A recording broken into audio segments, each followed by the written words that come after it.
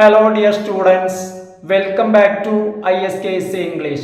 Okay dear students, നമ്മൾ ഇന്ന് discuss ചെയ്യുന്നത് ഇൻട്രൊഡക്ഷൻ ടു ലിറ്ററേച്ചർ എന്ന് പറയുന്ന BA ഇംഗ്ലീഷിന് വരുന്ന മെയിൻ പേപ്പർ, ഫസ്റ്റ് സെമ്മിൻ്റെ മെയിൻ പേപ്പറാണ് നമ്മൾ ഡിസ്കസ് ചെയ്യുന്നത്. അപ്പോൾ ഇന്ന് നമ്മൾ ഡിസ്കസ് ചെയ്യുന്ന ചാപ്റ്റർ മാത്യു അർണോൾഡിൻ്റെ ഡോവർ ബീച്ച് എന്നുള്ള കവിതയാണ് നമ്മൾ ഇന്ന് ഡിസ്കസ് ചെയ്യുന്നത്.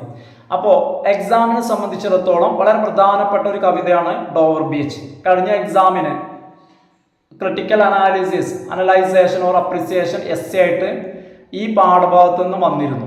അപ്പോൾ നമ്മൾ ഇന്ന് ഫസ്റ്റ് ഡിസ്കസ് ചെയ്യുന്നത് ഈ കവിതയുടെ ഒരു ക്രിട്ടിക്കൽ അപ്രിസിയേഷൻ എഴുതാൻ വേണ്ടിയിട്ടുള്ള ഒരു ക്വസ്റ്റ്യൻ. അപ്പോൾ എന്താണെന്ന് വെച്ച് കഴിഞ്ഞാൽ പ്രധാനപ്പെട്ട ഒരു ക്വസ്റ്റ്യൻ ആണ് കേട്ടോ. അപ്പോൾ അതുകൊണ്ട് നമുക്ക് ആ ഒരു ക്വസ്റ്റ്യൻ തന്നെ നമുക്ക് ഫസ്റ്റ് നോക്കാം. ഓക്കെ, അപ്പോൾ നമുക്ക് നമ്മുടെ ക്ലാസ്സിലേക്ക് പോവാം. ക്വസ്റ്റ്യൻ നോക്കൂ. Write a critical appreciation of the poem Dover beach. Dover ബീച്ചിൻ്റെ ഒരു ക്രിട്ടിക്കൽ അപ്രിസിയേഷൻ എഴുതുക. അപ്പോൾ നമുക്ക് വളരെ സിമ്പിൾ ആയിട്ടുള്ള ഒരു അപ്രിസിയേഷൻ, ഒരു ആസ്വാദനമാണ്. ജസ്റ്റ് ഒന്ന് കേട്ടാൽ തന്നെ നിങ്ങൾക്ക് പഠിക്കാൻ പറ്റും. Dover beach by Matthew Arnold is a dramatic monologue. Matthew അർണോൾഡിൻ്റെ ഡോവർ ബീച്ച് ഒരു ഡ്രമാറ്റിക് മോണോലോഗാണ്. ഈ ഡ്രമാറ്റിക് മോണോലോഗ് എന്നുള്ള പദം നിങ്ങൾ കേട്ടിട്ടുണ്ടായിരിക്കും അല്ലേ? എന്താ ഡ്രമാറ്റിക് മോണോലോഗ് എന്ന് വെച്ച് കഴിഞ്ഞാൽ, ഇപ്പോൾ ഡ്രമാറ്റിക് മോണോലോഗ് എന്ന് പറയുമ്പോൾ ഒരു കവിതയെ സംബന്ധിച്ചിടത്തോളം അതിൽ ഒരാൾ മാത്രം സംസാരിക്കുക, അതിൽ മറ്റൊരു വ്യക്തി ഉണ്ടായിരിക്കും, അയാൾ വെറും ഒരു കാഴ്ചക്കാരൻ അല്ലെങ്കിൽ ഒരു ലിസണർ, ഒരാൾ മാത്രമേ സംസാരിക്കുള്ളൂ. അപ്പോൾ ഇത്തരത്തിൽ ഒരാൾ മാത്രം സംസാരിക്കുന്ന കവിതയ്ക്കാണ് നമ്മൾ എന്ത് പറയുക, ഡ്രമാറ്റിക് മോണോലോഗ് എന്ന് പറയുന്നത്. അപ്പോൾ ഈ നമ്മളിപ്പോൾ ഡിസ്കസ് ചെയ്യുന്ന മാത്യു അർണോൾഡിൻ്റെ ഡോവർ ബീച്ച് എന്നുള്ള കവിത is a dramatic monologue lamenting on the loss of faith and values in Victorian society.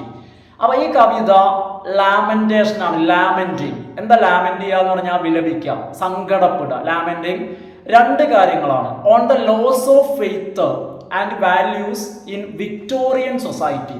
അപ്പോൾ നമുക്കറിയാവുന്ന കാര്യമാണ്, മാത്യു അർണോൾഡ് വിക്ടോറിയൻ കാലഘട്ടത്തിലെ കവിയാണ്. അപ്പോൾ ആ ഒരു വിക്ടോറിയൻ കാലഘട്ടത്തിലെ ലോസ് ഓഫ് ഫെയ്ത്ത്, വിശ്വാസ നഷ്ടം, വിശ്വാസത്തിൻ്റെ നഷ്ടം, ലോസ്, അതുപോലെ തന്നെ വാല്യൂസ്, മാനുഷിക മൂല്യങ്ങളും നഷ്ടപ്പെടുക.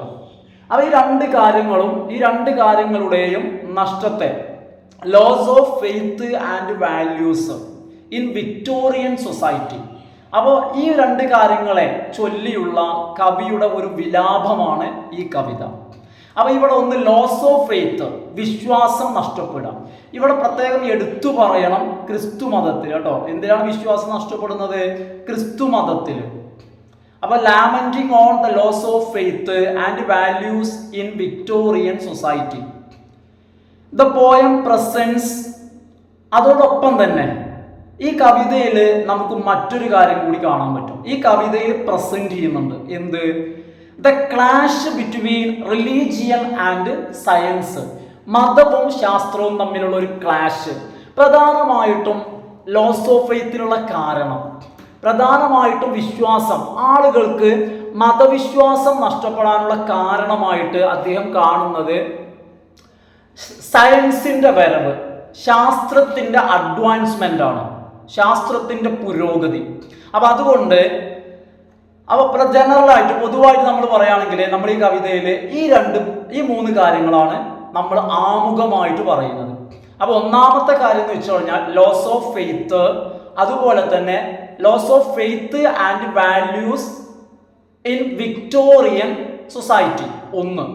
രണ്ടാമത്തേത് clash between religion and science. ഇതാണ് രണ്ടാമത്തെ കാര്യം. Dover beach is located. Dover beach, ആ പേര് തന്നെ അറിയാലോ, അതൊരു ബീച്ചാണ് അല്ലേ. Dover beach is located between England and France. ഇംഗ്ലണ്ടിനും ഫ്രാൻസിനും ഇടയിലാണ് ഈ ഡോവർ ബീച്ച് സ്ഥിതി ചെയ്യുന്നത്, ലൊക്കേറ്റ് ചെയ്യുന്നത്. The poet watches the coastal area of France. നമ്മളെ കവി ഉണ്ടല്ലോ, ആര്? Matthew Arnold. അദ്ദേഹം ഫ്രാൻസിന്റെ തീരപ്രദേശം വാച്ച് ചെയ്യാണ്. The poet watches the coastal area of France. എവിടെ നിന്നിട്ട്? അതായത് ഇംഗ്ലണ്ടിന്റെ ഭാഗത്ത് നിന്നിട്ട്. അതായത് ഇംഗ്ലണ്ടിന്റെ ഭാഗത്ത് നിന്നുകൊണ്ട്, അതായത് ഈ പറയപ്പെടുന്ന ബീച്ച് വരുന്നത് ഇംഗ്ലണ്ടിനും അതുപോലെ തന്നെ ഫ്രാൻസിനും ഇടയിലാണ്. അപ്പൊ ഒരു വശം ഇംഗ്ലണ്ട് ആയിരിക്കും, മറ്റേ വശമോ ഫ്രാൻസ്. അപ്പൊ അദ്ദേഹം നിൽക്കുന്നത് ഇംഗ്ലണ്ടിന്റെ ഭാഗത്ത്. അവിടെ നിന്നിട്ട് അദ്ദേഹം വാച്ച് ചെയ്യാണ് the coastal area of France. ഫ്രാൻസിന്റെ കോസ്റ്റൽ ഏരിയ, തീരപ്രദേശം, ബീച്ച്, അങ്ങോട്ടാണ് അദ്ദേഹം നോക്കുന്നത്. The night is the temporal setting of the poem. ഈ കവിതയുടെ ഒരു താൽക്കാലിക സെറ്റിംഗ്, പശ്ചാത്തലം എന്ന് പറയുന്നത് രാത്രിയാണ്. രാത്രിയുടെ പശ്ചാത്തലത്തിലാണ് ഈ കവിത പോകുന്നത്. There is a gradual progression in the poem. നമുക്ക് ഈ കവിതയിൽ ഗ്രാജുവൽ ആയിട്ടുള്ള ഒരു പ്രോഗ്രഷൻ, സാവധാനത്തിലുള്ള ഒരു പ്രോഗ്രസ് ചെയ്യാന്ന് പറഞ്ഞാൽ പുരോഗതി, ഒരു മാറ്റം, കവിതയിലുള്ള ഒരു മൂവ്മെന്റ്, ഒരു പ്രോഗ്രഷൻ നമുക്ക് ഈ കവിതയിൽ കാണാൻ കഴിയും. അതും എത്തരത്തിലുള്ള പ്രോഗ്രഷനാ? Beginning from a serene and calm ambience. വളരെ ശുദ്ധമായിട്ടുള്ള, നല്ല തെളിഞ്ഞ, ശാന്തമായിട്ടുള്ള ഒരു ആംബിയൻസിലാണ് ഈ കവിത തുടങ്ങുന്നത്. അങ്ങനെ പതുക്കെ ഒരു പ്രോഗ്രസ് ചെയ്തിട്ട് developing into a complex disturbing state of the world. ആ ഒരു കാലഘട്ടത്തിൽ, ആ ഒരു സമയമുണ്ടല്ലോ, ആ സമയത്തിലെ ലോകത്തിലെ സങ്കീർണമായിട്ടുള്ള, ഡിസ്റ്റർബ്ഡ് ആയിട്ടുള്ള ഒരു അവസ്ഥയിലേക്ക് കവിത മൂവ് ചെയ്യുന്നു. അപ്പൊ കവിത ബിഗിൻ ചെയ്യുന്നത് സെറിൻ ആൻഡ് കാം ആംബിയൻസിലാണ്. വളരെ ശാന്തമായിട്ടുള്ള, സെറിൻ, വളരെ ഡിവൈൻ ആയിട്ടുള്ള ഒരു ആംബിയൻസിൽ നിന്നും അത് അങ്ങനെ തുടങ്ങിയിട്ട് പിന്നെ പ്രോഗ്രസ് ചെയ്തിട്ട് അത് ഡെവലപ്പ് ചെയ്ത് പോകുന്നത് complex disturbing state of the world. അപ്പൊ നമ്മൾ പറഞ്ഞില്ലേ, ആ ഒരു അവസ്ഥയിലേക്ക്, അതായത് ലോകത്തിന്റെ വളരെ ഡിസ്റ്റർബ്ഡ് ആയിരിക്കുന്ന, വളരെ അലങ്കോലമായിരിക്കുന്ന, സങ്കീർണമായിരിക്കുന്ന ഒരു തലത്തിലേക്ക്, ശാന്തതയിൽ നിന്നും വളരെ അലങ്കോലമായിരിക്കുന്ന ഒരു അവസ്ഥയിലേക്ക് കവിതയുടെ ആംബിയൻസ്, കവിതയുടെ അറ്റ്മോസ്ഫിയർ മൂവ് ചെയ്യാണ്. The poet is observing Dover Beach on a moonlit night. നിലാവുള്ള, ചന്ദ്രന്റെ പ്രകാശമുള്ള ഒരു രാത്രിയിൽ കവി ഡോവർ ബീച്ച് ഒബ്സർവ് ചെയ്യാണ്, നിരീക്ഷിക്കാണ്. കവി ആസ്വദിക്കാണ്, തനിച്ചല്ല. വിത്ത് ഹിസ് കമ്പാനിയൻ, കൂടെ തൻ്റെ കൂട്ടാളിയുണ്ട്. ആര്? ബിലൗഡ്. കവിയും കവിയുടെ കാമുകിയും ചേർന്ന് നല്ല നിലാവുള്ള ഒരു രാത്രിയിൽ ഡോവർ ബീച്ചിന്റെ ഭംഗി ആസ്വദിക്കുകയാണ്. അങ്ങനെ ആസ്വദിക്കുമ്പോൾ ഹി സേസ്, അദ്ദേഹം പറയാണ്, the sea is calm that night. ആ രാത്രിയിൽ സമുദ്രം വളരെ ശാന്തമാണ്. It is flood tide. മാത്രമല്ല അവിടുത്തെ തിരമാലയുടെ ടൈഡ് തീരത്തോട് ഇങ്ങനെ അടുത്തു വരികയാണ്. അതായത് ഫ്ലഡ് ടൈഡ് എന്ന് പറഞ്ഞു കഴിഞ്ഞാൽ കരയിലേക്ക് വരുന്ന തിരമാലകൾ. The light of the moon falls beautifully on the straits of Dover. ആ ഡോവറിലെ കടലിടുക്കിൽ, അവിടെ മനോഹരമായിട്ടുള്ള ആ ഒരു നദീതീരത്ത്, ആ ബീച്ചിൽ വളരെ സുന്ദരമായിട്ട് നിലാവ് വന്ന് പതിക്കുന്നു. The light of the moon falls beautifully on the straits of Dover. ആ ഡോവർ ബീച്ചിലെ സ്ട്രെയ്റ്റ്സ് എന്ന് വെച്ച് കഴിഞ്ഞാല്, അതായത് ഇവിടെ ഉദ്ദേശിക്കുന്നത് ചാനലിനെയും അതുപോലെ തന്നെ സമുദ്രത്തെയും കൂട്ടിച്ചേർക്കുന്ന ആ ഒരു ചെറിയ ജലപ്രവാഹം. അപ്പൊ എന്താ, വളരെ മനോഹരമായിട്ട്, ദാറ്റ് മീൻസ് കടലിടക്ക് കേട്ടോ, ആ ഭാഗത്ത്, ആ ബീച്ചില് വളരെ മനോഹരമായിട്ടാണ് നിലാവ് വന്ന് പതിക്കുന്നത്. ആ നിലാവെളിച്ചത്തിൽ മണൽത്തരികൾ എന്ത് ചെയ്യുന്നുണ്ട്? നന്നായിട്ട് ഇങ്ങനെ തിളങ്ങുന്നുണ്ട്. എവിടെ നിന്നാ നോക്കിക്കാണുന്നത്? ഇംഗ്ലണ്ടിൽ നിന്നും നോക്കിക്കാണാണ്.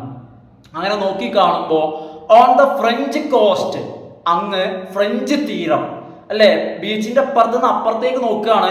അവിടെ നോക്കുമ്പോൾ ആ ഫ്രഞ്ച് തീരം, ദ ലൈറ്റ് ഷൈൻസ് മൊമെന്ററിലി. അവിടെ നിലാവ്, അല്ലെങ്കിൽ ആ നിലാവ് ഷൈൻസ് മൊമെന്ററിലി, ഇടക്കിടക്കാണ് എന്ത് ചെയ്യുന്നത്? ഇങ്ങനെ തിളങ്ങുന്നത്, കണ്ടിന്യൂസ് ആയിട്ടില്ല. മൊമെന്ററിലി എന്ന് പറഞ്ഞാൽ ഇടക്കിടക്ക് ഇങ്ങനെ അവിടെ എന്ത് ചെയ്യുന്നുണ്ട്? തിളങ്ങുന്നുണ്ട്. Meanwhile, the white cliffs of Dover അതേസമയം തന്നെ ഡോവർ ബീച്ചിലെ ആ വെളുത്ത പാറക്കെട്ടുകൾ അതെവിടെ? ഞാൻ ബ്രാക്കറ്റിൽ ഇംഗ്ലണ്ട് എന്ന് കൊടുത്തിട്ടുണ്ട്.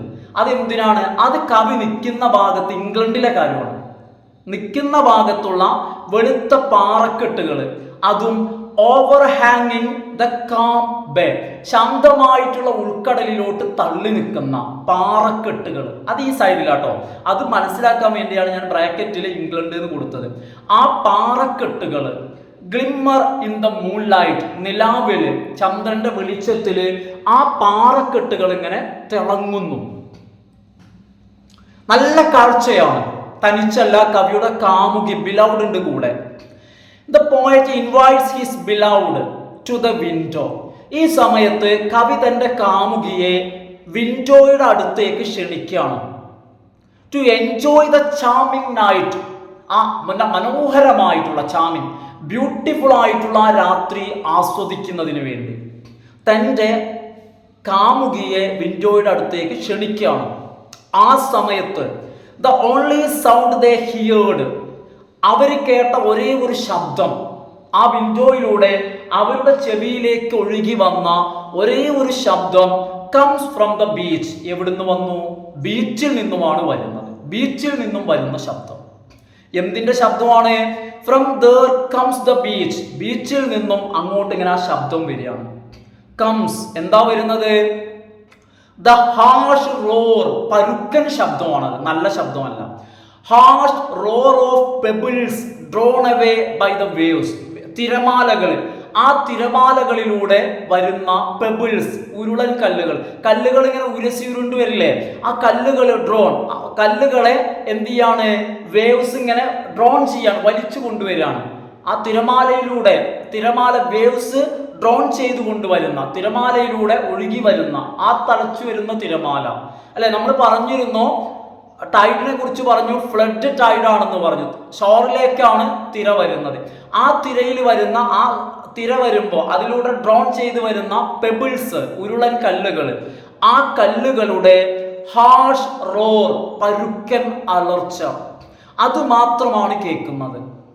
ദ സൗണ്ട് ബിഗിൻസ്, തിരമാലകൾ നിൽക്കാതെ ആർത്തിരമ്പിക്കൊണ്ടിരിക്കുകയാണ്. അതുകൊണ്ട് തന്നെ ശബ്ദം എന്ത് ചെയ്യുന്നു? തുടങ്ങുന്നു. സ്റ്റോപ്സ് അല്ലെ. ഒന്ന് ഇങ്ങോട്ട് വരുമ്പോൾ ശബ്ദം ഉണ്ടാവും, ആ തിര എന്ത് ചെയ്തു? റിട്രീറ്റ് ചെയ്തു പോകും അല്ലെ. അപ്പൊ എന്ത് ചെയ്യും? ശബ്ദം നിൽക്കും. സ്റ്റോപ്സ്, റെസ്യൂംസ്, തിര വീണ്ടും വരുമ്പോൾ വീണ്ടും ഉണ്ടാകുന്നു. അതും with a slow quivering measured movement. ഏതുപോലെ? ഒരു അളന്നളന്ന് വരുന്ന ഒരു മൂവ്മെന്റ് പോലെ അല്ലെ. അതായത് ഇപ്പൊ ചെണ്ടൊക്കെ കൊട്ടുമ്പോൾ ഇങ്ങനെ അതിനൊരു മെഷർമെന്റ് ഉള്ള പോലെ, അളന്ന് കൊട്ടുന്ന പോലെ അല്ലെ, അതുപോലെയാണ് ആ ശബ്ദം.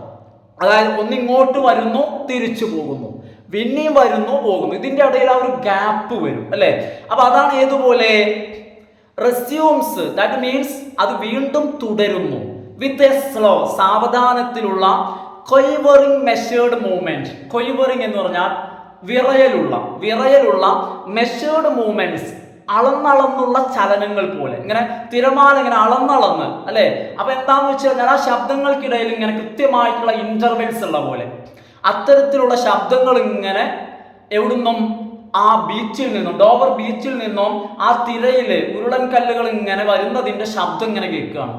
മാത്രമല്ല ആൻഡ് സ്ട്രൈക്സ്, ആ ശബ്ദം കേട്ടപ്പോൾ പെട്ടെന്ന് കവിക്ക് സ്ട്രൈക്ക് ചെയ്യാണ്. സ്ട്രൈക്ക് ചെയ്യാന്ന് വെച്ച് കഴിഞ്ഞാൽ പെട്ടെന്ന് കവിയുടെ മനസ്സിലേക്ക് വരികയാണ്. എന്താ സ്ട്രൈക്ക് ചെയ്തത്? എറ്റേണൽ നോട്ട് ഓഫ് സാഡ്നെസ് എന്ന് വെച്ച് കഴിഞ്ഞാൽ സങ്കടത്തിന്റെ അനശ്വരമായിട്ടുള്ള സ്വരം. അപ്പൊ എന്താന്ന് വെച്ച് കഴിഞ്ഞാല്, അപ്പൊ ഇവിടെ ആ ഒരു ശബ്ദം, എന്തിന്റെ ശബ്ദം? തിരമാലയിലെ ഹാർഷ് റോർസ് ഓഫ് പെബിൾസിന്റെ ആർത്തരയ്ക്കുന്ന ശബ്ദം. ആ ശബ്ദം കവിയെ ഓർമ്മിപ്പിക്കുന്നത് ഭൂമിയിലെ മനുഷ്യരുടെ അനശ്വരമായിട്ടുള്ള ദുഃഖങ്ങൾ. അപ്പൊ എന്താന്ന് വെച്ച് കഴിഞ്ഞാൽ നമുക്കറിയാം, ഭൂമിയിൽ മനുഷ്യരുള്ള കാലം മുതലേ മനുഷ്യന് സങ്കടമുണ്ട്. അത് ഏതുവരെ ഉണ്ടായിരിക്കും? ഭൂമിയിൽ മനുഷ്യരാശി അവസാനിക്കുന്നത് വരെ അല്ലെ. ഇതും കടലും തമ്മിലുള്ള ബന്ധം എന്താ? കടലിൽ തിരമാല, കടൽ ഉണ്ടായ കാലം തൊട്ട് ആർത്തലച്ചുകൊണ്ടിരിക്കുകയാണ്. അത് ഏതുവരെ ആർത്തലയ്ക്കും? അത് അവസാനിക്കുന്നത് വരെ. അപ്പൊ എന്ന് വെച്ച് കഴിഞ്ഞാൽ അതുപോലെയാണ് മനുഷ്യരുടെ സാഡ്നെസ്. അതുകൊണ്ടാണ് ആ സാഡ്നെസ്സിന് എന്തു പറഞ്ഞത്? എറ്റേണൽ, അനശ്വരം, അവസാനിക്കാത്ത. എന്നും നിലനിൽക്കുന്ന. അപ്പൊ എന്നും നിലനിൽക്കുന്ന മനുഷ്യരുടെ വിഷമങ്ങളെ, മനുഷ്യ മനസ്സിന്റെ ഉള്ളിലെ ദുഃഖങ്ങൾ, ആ ദുഃഖങ്ങളെയാണ് ഈ ഒരു തിരയുടെ ശബ്ദം കവിയെ ഓർമ്മിപ്പിച്ചത്. Okay, the poet says that, കവി പറയാണ്, സോഫോക്ലീസ്, ആരാ Sophocles? The ancient Greek playwright, പുരാതന ഗ്രീക്ക് നാടകൃത്തായ സോഫോക്ലീസ്, ആൾസോ ഹിയേർഡ്, അദ്ദേഹവും കേട്ടു, the same sound from the shore, ഏത് ഷോറിൽ നിന്നും? ഓഫ് ദ ഏജിയൻ സീ, എവിടെ നിന്നും? മെഡിറ്ററേനിയൻ സമുദ്രം. അങ്ങ് ഗ്രീക്കിലെ മെഡിറ്ററേനിയൻ സമുദ്രം അല്ലെങ്കിൽ ഏജിയൻ സീ, അങ്ങ് ഗ്രീക്കിലെ സമുദ്രം. ആ ഗ്രീക്കില് അവിടെ തീരത്ത് നിന്നും. ഇവിടെ കവി കേൾക്കുന്നത് എവിടെയാ? ഇംഗ്ലണ്ടിലും ഫ്രാൻസിനും ഇടയിലുള്ള ഡോവർ ബീച്ച്. ഇതേ സ്വരം അങ്ങ് ഗ്രീക്കില് പുരാതന കവിയായിട്ടുള്ള നാടകൃത്തായിട്ടുള്ള സോഫോക്ലീസ് കേട്ടു എന്ന് അദ്ദേഹം പറയാണ്. എന്താ ഇതിൽ നിന്ന് മനസ്സിലാക്കേണ്ടത്? അതായത് മനുഷ്യന്റെ ദുഃഖങ്ങൾ, മനുഷ്യന്റെ അനശ്വരമായിട്ടുള്ള ദുഃഖങ്ങൾ, പ്രയാസങ്ങൾ ഇവിടെ മാത്രമല്ല, എല്ലായിടത്തും ഉണ്ട്.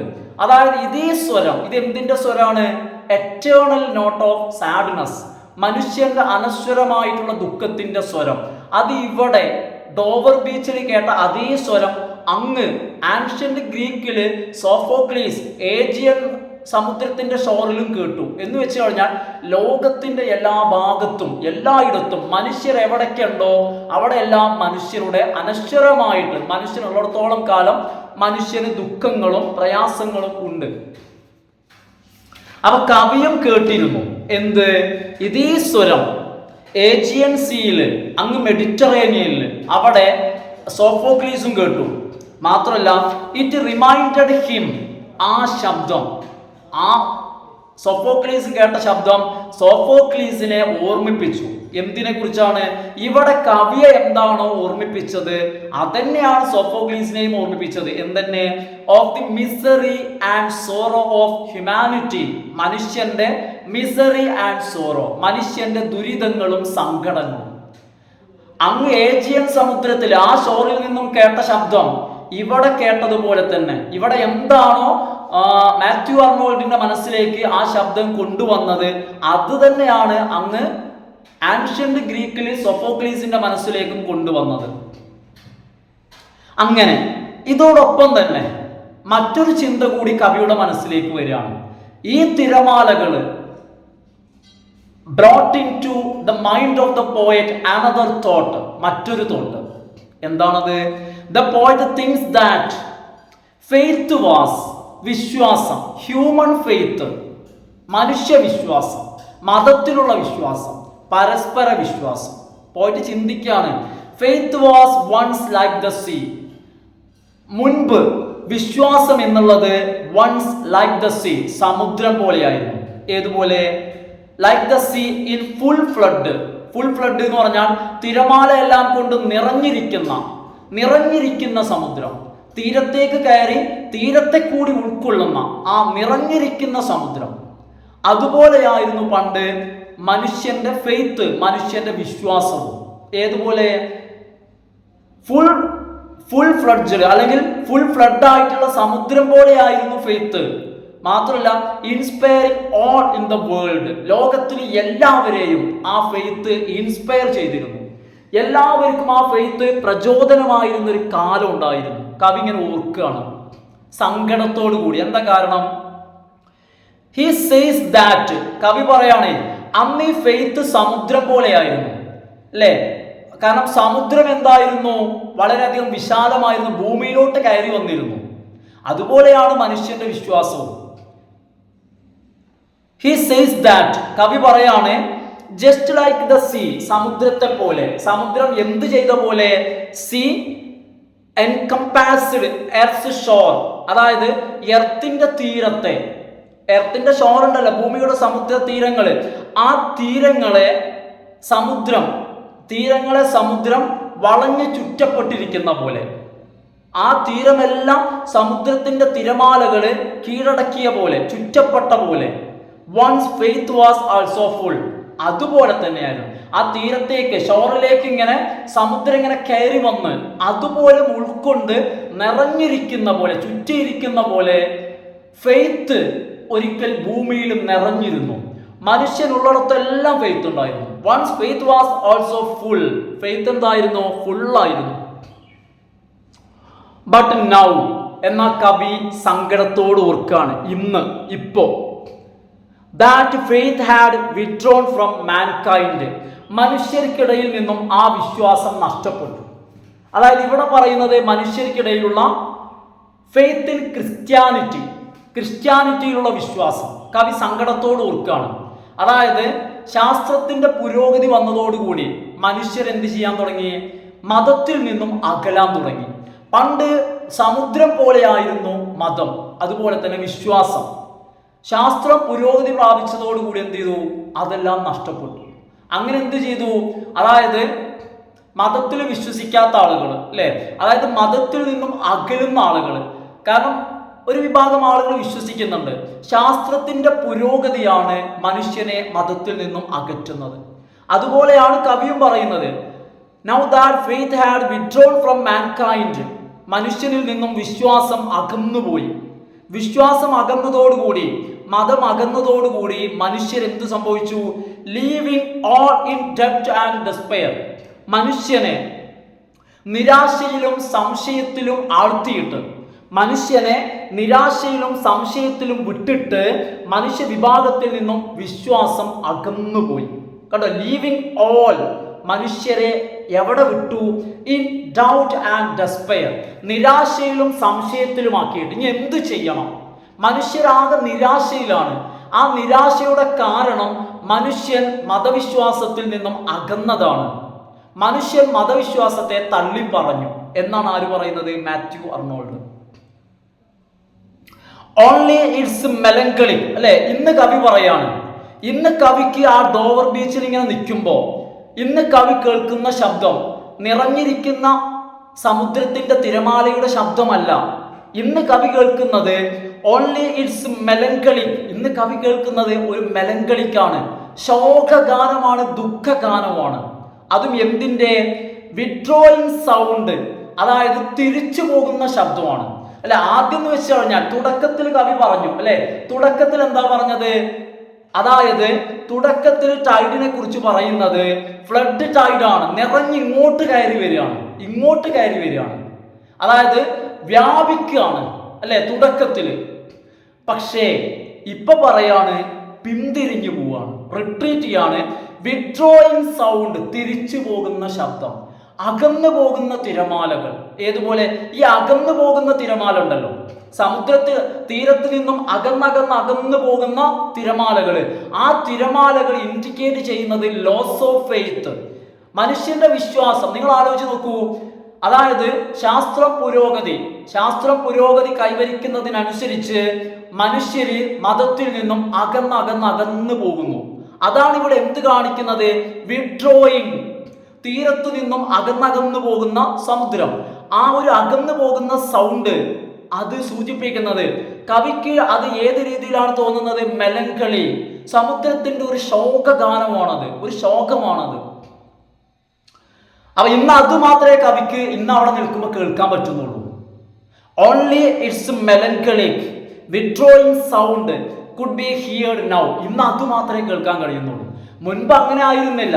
മുൻപ് എന്തായിരുന്നു? ഫ്ലഡ് ടൈഡ്, ഇങ്ങോട്ട് കയറി വരുന്ന തിരമാലകളുടെ ആർത്തലയ്ക്കുന്ന സന്തോഷകരമായിട്ടുള്ള ശബ്ദം. ഇന്നതല്ല. ഇന്ന് വളരെ ശോകമായിട്ടുള്ള അകന്നു പോകുന്ന പിന്തിരിയുന്ന തിരമാലകളുടെ ശബ്ദം. അതും leaving the shore and the pebbles naked and bare. അതായത് തീരത്തെയും ആ തീരത്ത് കിടക്കുന്ന പെബിൾസ്, ഉരുളൻ കല്ലുകളെയും നേക്ഡ് ആൻഡ് ബെയർ, നഗ്നമാക്കിക്കൊണ്ട്, അല്ലെ, തീരം പിൻവലിഞ്ഞു പോവാണ്, വിട്ടൊഴിഞ്ഞു പോകുന്നു, എല്ലാറ്റിനെയും, അല്ലെ, ശോകമാക്കിക്കൊണ്ട്. ആ ഒരു ഇതാണ് കവിക്ക് ഫീൽ ചെയ്യുന്നത്. The poet addresses his beloved. കവി തന്റെ കാമുകിയോട് പറയാണ്. എന്താണ് കവി തന്റെ കാമുകിയോട് പറയുന്നത്? ഇതിനൊരു പരിഹാരം, ഈ ഒരു സാഹചര്യം, മനുഷ്യർക്കിടയിൽ വിശ്വാസം നഷ്ടപ്പെട്ടുകൊണ്ടിരിക്കുകയാണ്. അതുകൊണ്ട് തന്നെ the poet addresses his beloved, തന്റെ കാമുകിയെ അഭിസംബോധന ചെയ്ത് പറയാണ് to be true and faithful to one another. ഇവിടെ ഒരാൾ മറ്റൊരാളോട് സത്യസന്ധതയും വിശ്വാസവും കാണിക്കണം, എന്നാൽ മാത്രമേ to live in such a situation of universal loss of faith, universal എല്ലായിടത്തും വിശ്വാസം നഷ്ടപ്പെടുന്ന ഈ ഒരു സാഹചര്യത്തിൽ, ഇൻ സച്ച് എ സിറ്റുവേഷൻ, എത്തരം സിറ്റുവേഷനാ? Situation of universal loss of faith, എല്ലായിടത്തും സാർവത്രികമായിട്ട് വിശ്വാസം നഷ്ടപ്പെട്ടുകൊണ്ടിരിക്കുന്ന ഈ കാലഘട്ടത്തിൽ നമുക്ക് ജീവിക്കാൻ കഴിയണമെങ്കിൽ നമ്മൾ പരസ്പരം വിശ്വാസവും സത്യസന്ധതയും കാണിക്കേണ്ടതുണ്ട്. He informs his beloved that, അദ്ദേഹത്തിന്റെ കാമുകിയോട് പറയാണ്, ബിലൗഡിനോട് പറയാണ്. എന്താ പറയുന്നത്? The world in front of them appears, അവരുടെ മുൻപിലുള്ള ഈ ലോകം appears, ആ ലോകം എങ്ങനെ അപ്പിയർ ചെയ്യുന്നു? എങ്ങനെയാണ് ആ ലോകത്തെ അവർ കാണുന്നത്? ആ ലോകം ഡ്രീമിയാണ്, സ്വപ്നങ്ങളുടെ ലോകമാണ്, ബ്യൂട്ടിഫുൾ, ഭംഗിയുടെ ലോകമാണ്, അതുപോലെ തന്നെ ന്യൂ, പുതിയതാണ്, ആൻഡ് ഡൈവേഴ്സ്, വൈവിധ്യങ്ങൾ നിറഞ്ഞതാണ്. പലതുണ്ട് ആ ലോകത്തിൽ. അതൊരു പുതുമയുടെ ലോകമാണ്. അതുപോലെ തന്നെ സ്വപ്നത്തിന്റെയും ഭംഗിയുടെയും ലോകമാണ്. അതെല്ലാം അതിലുണ്ട്. പക്ഷേ it has actually no joy, പക്ഷേ അതിൽ എന്തില്ല? സന്തോഷമില്ല. ലവ്, സ്നേഹമില്ല. ലൈറ്റ്, പ്രകാശമില്ല. സെർട്ടേണിറ്റി, ഒന്നിനും ഒരു ഉറപ്പില്ല. And piece, സമാധാനവുമില്ല. ഇതൊന്നുമില്ലാത്ത ലോകമാണ്. അപ്പൊ കവി തന്റെ കാമുകിക്ക് പറഞ്ഞു കൊടുക്കുകയാണ്, മനുഷ്യന് ജീവിക്കാൻ അത്യാവശ്യമായിട്ടുള്ള സന്തോഷവും സമാധാനവും സ്നേഹവും വെളിച്ചവുമില്ല. ഇതല്ലാത്ത മറ്റെന്തൊക്കെയോ നമുക്ക് പ്രദാനം ചെയ്യുന്ന ഒരു ലോകമാണ് ഇന്ന് നമ്മളുടെ മുന്നിലുള്ളത്. അതുകൊണ്ട് തന്നെ നമ്മളെ സംബന്ധിച്ചിടത്തോളം ജീവിക്കുക എന്നുള്ളത് വളരെ പ്രയാസമാണ്. അതുകൊണ്ട് ഇത്തരം ഒരു സിറ്റുവേഷനിൽ എന്താ സിറ്റുവേഷന്റെ പ്രത്യേകത? യൂണിവേഴ്സൽ ലോസ് ഓഫ് ഫെയ്ത്ത്, സാർവത്രികമായിട്ടുള്ള വിശ്വാസം നഷ്ടപ്പെട്ടുകൊണ്ടിരിക്കുന്ന സാഹചര്യം. ഈ സാഹചര്യത്തിൽ നമുക്ക് ജീവിക്കണമെങ്കിൽ പരസ്പര വിശ്വാസവും സ്നേഹവും വേണം എന്ന് കവി പറയുന്നു. He says that, കവി പറയാണ്. എന്താ കവി പറയുന്നത്? The world is, ഇന്നത്തെ ലോകത്തിന്റെ അവസ്ഥ. എന്നാണ് കവി പറയുന്നത്? ഇത് 2025 എന്നാൽ നമുക്കിത് കേൾക്കുമ്പോൾ തോന്നും ഇന്നത്തെ ലോകത്തെ കുറിച്ചാണ് കവി പറയുന്നത്. ഇന്നത്തെ ലോകത്തിന്റെ അവസ്ഥ എന്ന് പറഞ്ഞിട്ട് മാത്യു അർണോൾഡ് പറയാണ്, ഇന്നത്തെ ലോകം is like A dark place, ഒരു ഇരുണ്ട സ്ഥലം പോലെയാണ്. where anonymous armies fight for unknown reasons, എന്തിന് യുദ്ധം ചെയ്യുന്നു എന്നറിയാത്ത, പരസ്പരം അറിയാത്ത പട്ടാളക്കാർ, ഞങ്ങൾ എന്തിനാണ് യുദ്ധം ചെയ്യുന്നതെന്ന് അറിയാത്ത അനോണിമസ് ആയിട്ടുള്ള ആർമീസ്, സോൾജിയേഴ്സ്, അവർ യുദ്ധം ചെയ്യുന്ന ഇരുട്ടില്, അത്തരം ഒരു അജ്ഞതയുടെ, അറിവില്ലായ്മയുടെ ഒരു ഇരുണ്ട ലോകത്താണ് നമ്മൾ ഇന്ന് ജീവിക്കുന്നത്. ഓക്കെ ഫ്രണ്ട്സ്, ഞാൻ ഇനി ഈ കവിത വൈൻഡപ്പ് ചെയ്യാണ് കേട്ടോ. Concluding paragraph. Dover beach by Matthew Arnold എഴുതിയിട്ടുള്ള ഡോവർ ബീച്ച് എന്നുള്ള കവിത ഈസ് എ ലിറിക്കൽ പോയം. ഇതൊരു ലിറിക്കൽ പോയമാണ്. നോട്ടഡ്, ഈ കവിത ശ്രദ്ധിക്കപ്പെടുന്നത് 2 കാര്യങ്ങൾ കൊണ്ടാണ്. ഒന്ന്, for its poetic and intellectual depth. ഈ കവിതയ്ക്ക് എന്തുണ്ട്? പോയറ്റിക് ആൻഡ് ഇന്റലക്ച്വൽ ഡെപ്ത് ഉണ്ട്. അതായത് ഡീപ്പായിട്ടുള്ള ചിന്തകൾ, അതുപോലെ തന്നെ കാവ്യഭംഗിയും. ഇത് ചിന്തിക്കേണ്ട കവിതയാണ്. കാലഘട്ടത്തിന്റെ ബുദ്ധിമുട്ടുകളെ കുറിച്ച് പറയുന്ന കവിതയാണ്. The poem deals with themes of, ഈ കവിത ഡീല് ചെയ്യുന്ന തീമുകൾ എന്ന് പറയുമ്പോൾ of loss of faith, human misery and the need for love in an uncertain world. നമ്മൾ ജീവിച്ചു കൊണ്ടിരിക്കുന്ന ലോകം കൃത്യമാണ് ഇവിടെ പറയുന്നത്. അൺസർട്ടൺ വേൾഡ്, യാതൊരു ഉറപ്പുമില്ലാത്ത ലോകം. കാരണം അടുത്ത മൊമെന്റിൽ എന്ത് സംഭവിക്കുമെന്ന് പറയാൻ പറ്റില്ല. അത്തരമൊരു കാലഘട്ടത്തിലാണ് എന്തും സംഭവിക്കാം, ആരും മരിക്കാം, അല്ലെ? എല്ലാം അൺസർട്ടൺ. ഇത്തരം ഒരു കാലഘട്ടത്തില് മനുഷ്യന് ജീവിക്കുന്ന ഈ ഒരു കാലഘട്ടത്തിന്റെ എന്തെല്ലാം കാര്യങ്ങള്, ഈ ഒരു കാലഘട്ടത്തിന്റെ ഹ്യൂമൻ മിസറി, മനുഷ്യ ദുരിതങ്ങളെ കുറിച്ചും, ലോസ് ഓഫ് ഫെയ്ത്ത്, വിശ്വാസ നഷ്ടത്തെക്കുറിച്ചും, അതുപോലെ തന്നെ സ്നേഹത്തിന്റെ ആവശ്യകത, ഈ വിഷയങ്ങളെ കൈകാര്യം ചെയ്യുന്ന മനോഹരമായിട്ടുള്ള മാത്യു അർണോൾഡിന്റെ ഒരു കവിതയാണിത്. അപ്പോൾ ഓക്കെ ഫ്രണ്ട്സ്, അപ്പോൾ എന്ത് ചെയ്തിട്ടുണ്ട്, നമ്മളെ അപ്രീസിയേഷൻ ഇവിടെ കംപ്ലീറ്റ് ആക്കിയിട്ടുണ്ട്. അപ്പോൾ കാര്യങ്ങൾ കൃത്യമായിട്ട് കേട്ട് മനസ്സിലാക്കുക. അതായത് വളരെ സിമ്പിൾ ആയിട്ടുള്ള അതോടൊപ്പം തന്നെ വളരെ ചെറിയ നിങ്ങൾക്ക് പഠിക്കാൻ പറ്റിയ ചെറിയ തരത്തിലുള്ള ഒരു ആസ്വാദനമാണ് ഞാൻ ഇവിടെ നിങ്ങൾക്ക് പ്രിപ്പയർ ചെയ്തു തന്നത്. ഓക്കെ ഫ്രണ്ട്സ്, അപ്പോൾ കൃത്യമായിട്ട് എല്ലാവരും എന്ത് ചെയ്യുക, ഒന്ന് ലൈക്ക് ചെയ്തിട്ട് എല്ലാവരും വീഡിയോ കാണുക. അതുപോലെ തന്നെ നിങ്ങളുടെ ഫ്രണ്ട്സിനൊക്കെ ഒന്ന് ഷെയർ ചെയ്ത് സജസ്റ്റ് ചെയ്തിട്ടൊന്ന് സപ്പോർട്ട് ചെയ്യുക. അതുപോലെ തന്നെ സബ്സ്ക്രൈബ് ചെയ്യാത്ത ആളുകൾ സബ്സ്ക്രൈബ് ചെയ്ത് കാണുക. Okay friends, thanks for watching.